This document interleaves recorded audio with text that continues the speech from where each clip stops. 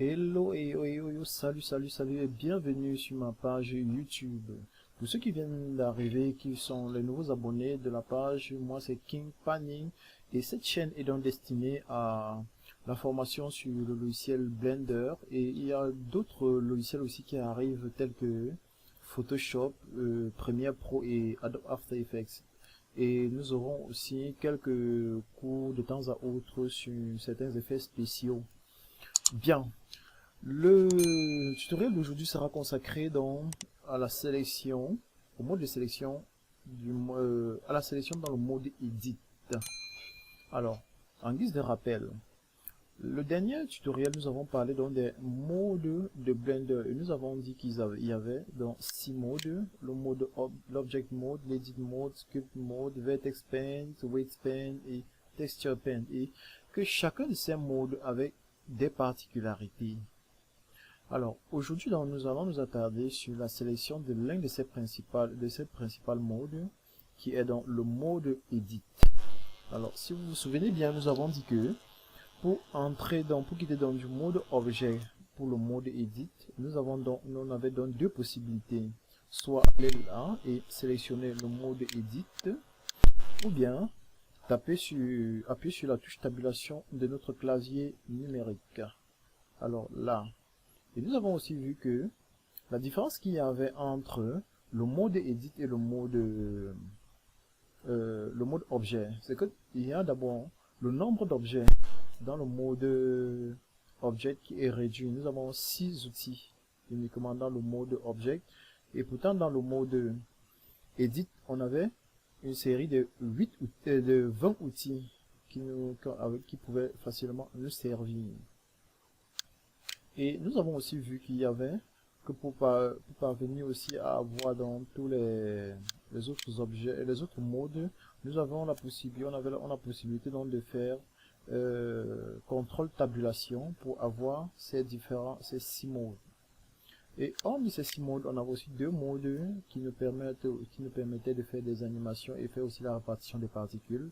On a donc le pose mode et le particle mode. Bien, aujourd'hui on va plus s'attarder sur le mode Edit, qui est le mode dans lequel nous allons passer la majeure partie de notre temps. Nous ne pouvons pas modéliser un objet dans Blender sans passer par le mode Edit, même si on va dans la sculpture. Parfois aussi, il peut arriver que on utilise le mode Sculpt sans passer par le mode Edit, mais je pense que la majeure des cas, vous allez toujours commencer par la fenêtre. Dans la fenêtre Edit, vous allez d'abord éditer votre objet, le modifier, donner une forme de base à votre objet avant d'aller, soit peut-être dans le Sculpt Mode.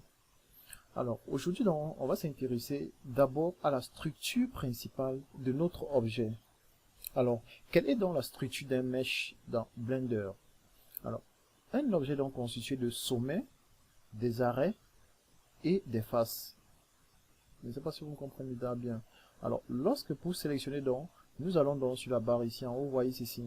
Là, on a le sommet, l'arrêt et la face. Bien, lorsque nous sommes dans ce mode, nous ne pouvons pas avoir d'abord les sommets sélectionnés et arriver ici parvenir à sélectionner les arrêts directement ou bien sélectionner les faces directement. Par exemple, si nous sélectionnons donc deux sommets, nous avons donc un arrêt qui est sélectionné. Vous voyez là au centre, ce qui est au centre là c'est un arrêt. Donc vous comprenez donc que un arrêt donc c'est l'association de deux sommets. Donc un arrêt c'est l'intervalle qui est entre deux sommets. Maintenant, si nous voulons donc sélectionner toute une face en passant par les sommets, nous allons donc sélectionner les 4 sommets et nous voyons donc toute une face qui est en surbrillance. Donc la face donc c'est l'association des 4 arrêts ou des 4 sommets. Donc les 4 sommets sélectionnés forment une face et les 4 arrêts sélectionnés forment une face. Bien. Vous voyez donc, si nous voulons donc sélectionner, aller directement, pour sélectionner les arrêts, nous allons là et nous sélectionnons une fois les arrêts.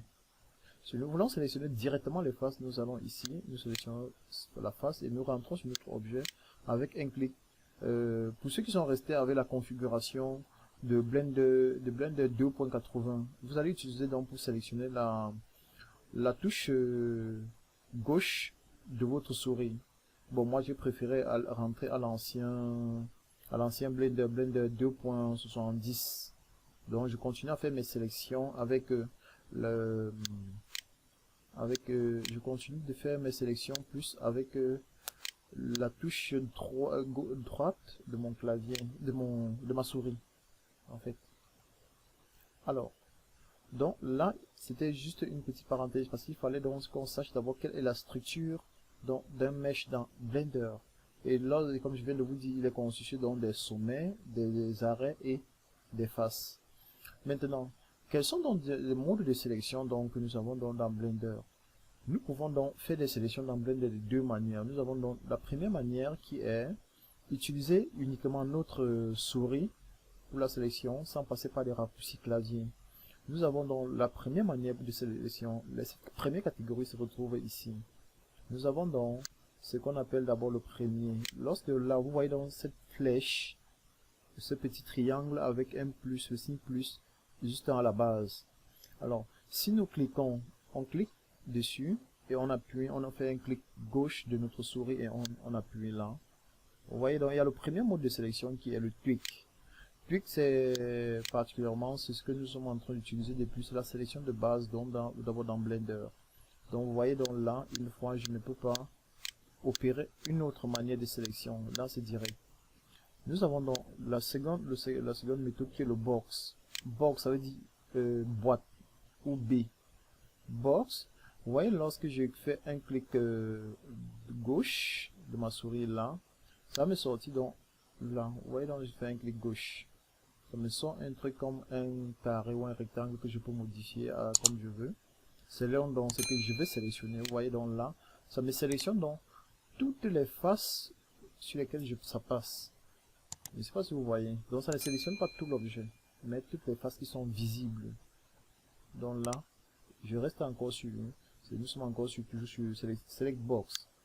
Vous voyez, ça me sélectionne uniquement cet objet, les faces qui sont visibles. Nous avons donc la Select Cycle. Select Cycle, donc sélection circulaire. Donc lorsque vous avez vu, lorsque je sélectionne directement ce mode de sélection, vous voyez, il y a un cercle qui apparaît autour de mon curseur. Laissez-moi donc de sélectionner d'abord mon objet. Alors avec ce mode là, je peux sélectionner comme ceci. Vous voyez, j'ai la possibilité donc de sélectionner directement une face que je veux. Et donc nous avons donc la sélection par lasso. Select lasso. Laissez-moi d'abord désélectionner tout mon objet. Alors la sélection lasso, c'est juste que je fais un clic, je localise l'élément que je veux sélectionner et là je glisse. Alors là, c'est juste que avec le lasso, ça veut dire que ma sélection est plus libre. Je suis très libre pour ma sélection. Je localise avec précision l'élément que je veux sélectionner. Alors, laissez-moi passer à un élément un peu plus complexe où nous pouvons voir très facilement tout ce que nous sélectionnons. Donc, laissez-moi donc prendre un UV-sphère. Vous voyez un UV-sphère? Il y a plein de faces, plein d'arrêts, plein de sommets. Particulièrement, revenons donc un peu sur ces mots de sélection que nous avons vus là. Désélectionnons d'abord notre objet. Tweet. Vous voyez, si je suis avec une sélection de face, vous voyez là, c'est très facile. Avec Tweet, ça veut dire que je ne peux cliquer directement sur cet objet. Je ne peux pas faire une sélection multiple avec Tweet. Alors, deuxième sélection, vous voyez Box. Je peux faire une sélection multiple avec Box. Cliquer et glisser. Vous voyez, ça sélectionne toutes les faces qui sont visibles. Sélection Cycle. Vous voyez, une sélection multiple aussi. Et je ne peux pas, avec un clic gauche, je ne peux pas enlever cela. Vous voyez maintenant, dernier lasso, qui est toujours une sélection multiple. Vous voyez là, je sélectionne et je localise ce que je vais sélectionner. Là, vous voyez. Je prends là. Et ça m'a sélectionné ce que je veux. Bien. Nous avons aussi la possibilité d'aller ici sur notre bas ici au niveau de Select, l'option Select. Vous voyez dans All All là, avec raccourci clavier A. All, ça veut dire tout. Là, je sélectionne tout mon objet.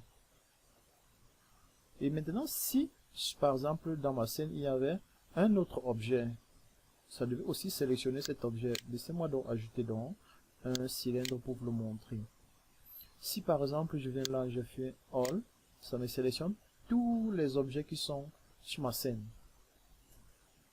Et maintenant, None, ça peut dire désélectionner tout. Donc tout ce qui a été sélectionné sur notre scène sera donc désélectionné. Nous avons donc Invect Selection. Vous voyez, ça a sélectionné tout parce que il n'y avait rien qui était sélectionné sur notre scène. Nous avons une autre manière aussi pour sélectionner tout un objet en particulier, parce que nous pouvons avoir un ensemble d'objets sur notre scène. Celui-ci nous permet de sélectionner d'aller sur tous les objets de notre scène et ne sélectionner qu'un seul, celui que nous voulons. Il nous suffit donc d'appuyer sur, de faire le curseur, de placer le curseur sur cet objet et appuyer sur la touche L de notre clavier. Vous voyez? Et maintenant, si je veux intervertir, dit que je ne veux plus que celui-ci soit sélectionné et que c'est plutôt cet objet qui soit sélectionné, c'est là où je vais donc faire Select et je fais Invert. Vous voyez donc ça inverse donc la sélection. Si je veux revenir donc, je fais encore Select et j'appuie sur Invert. Ça inverse ma sélection. Et le contrôle, le raccourci clavier donc pour le faire c'est CTRL I. Vous voyez CTRL I, ça inverse la sélection.